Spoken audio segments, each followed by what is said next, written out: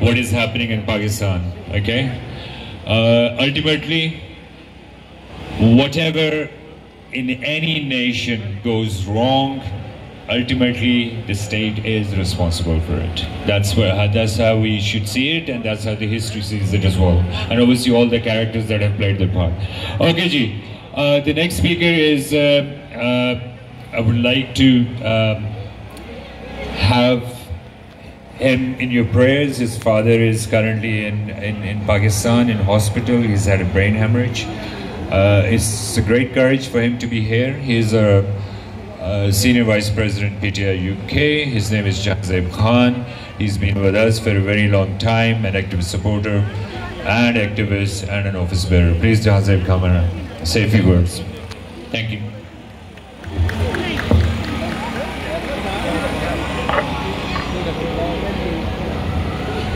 Bismillah ar-Rahman ar-Rahim. Thank you, Asim Bhai, for your prayers. And yes, unfortunately, my father is not feeling well.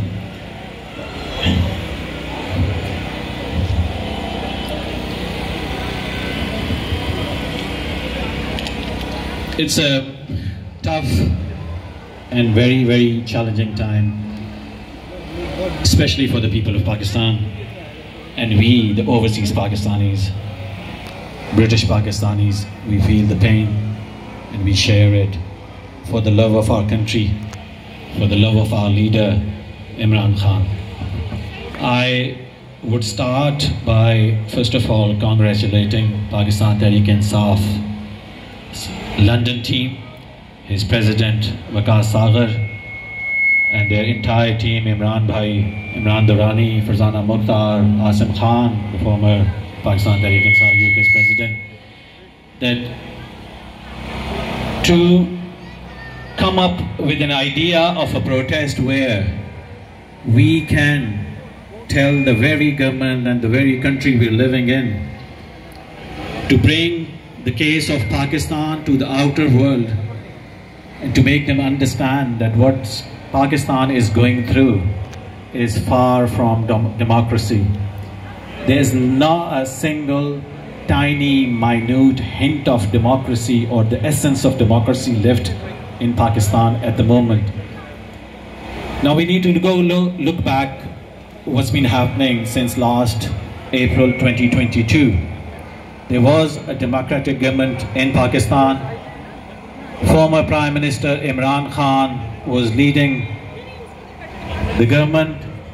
He's been ousted at the time, not in a democratic way, but using fictitious, illegal, illicit means by bribing the parliamentarians, by bribing his member of parliamentarians and pinning them against Imran Khan, and then taking him out, a leader who's been supported by the majority of the people of Pakistan.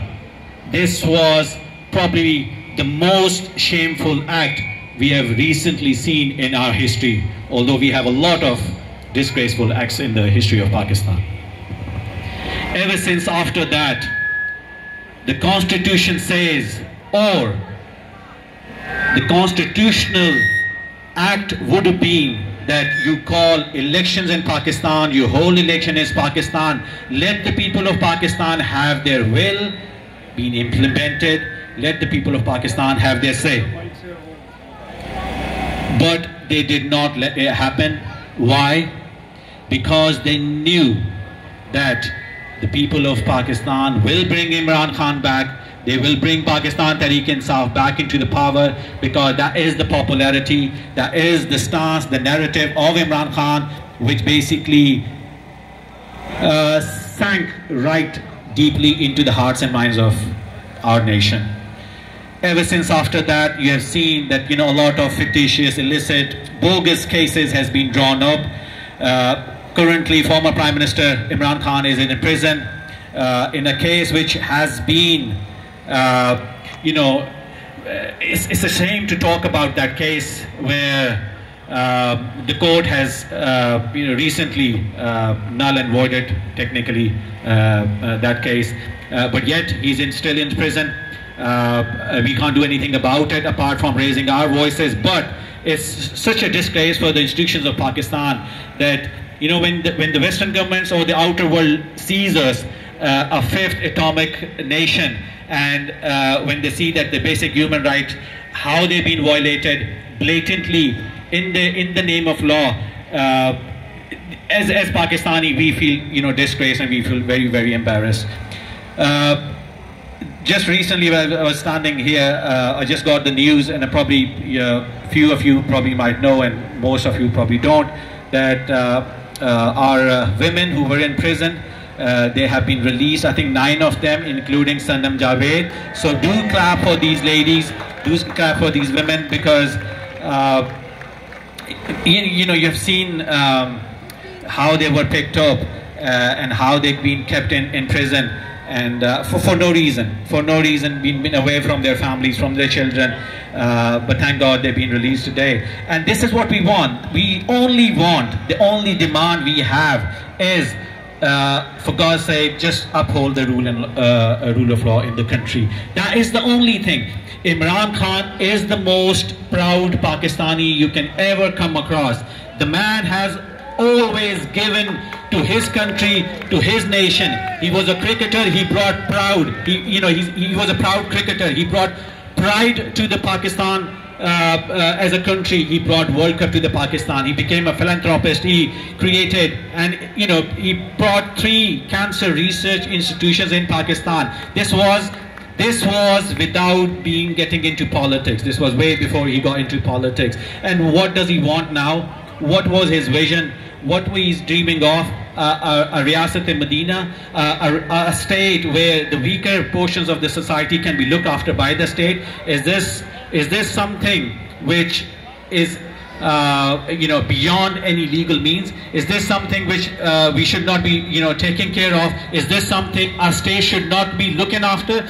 This is the only crime he has committed. He has challenged the status quo in Pakistan, the status quo which only believes in power, which only believes in keeping the law in their own hand through that illicit power which they acquire. And Imran Khan and all of us, we only want free and fair elections in Pakistan, which should have been done within the 90 days. But somebody was saying that the Election Commission of Pakistan has announced a date. They haven't announced a date. They just announced a week. A week in the last week of January, elections might take place. Might take place, might not take place. We don't know.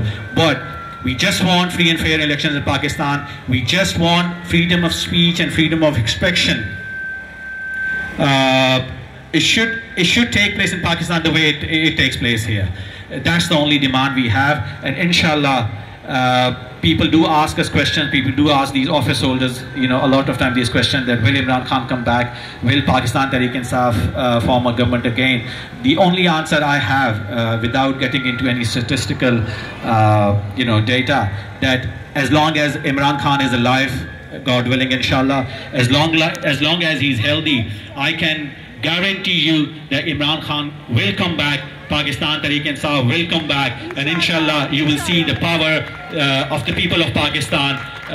Through elections, they will bring Imran Khan back. Just pray for him, just pray for his safety, pray for everybody who has challenged these circumstances, who have gone through so many difficulties,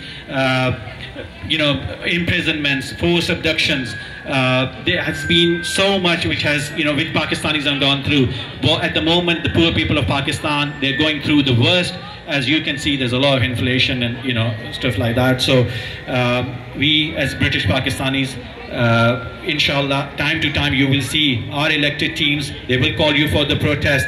The reason you need to come to these protests is that you need to raise your voice. You need to show your strength that we will, if not Pakistanis, we the British Pakistani, we the overseas Pakistanis will raise voice for our country and for our motherland. Thank you so much.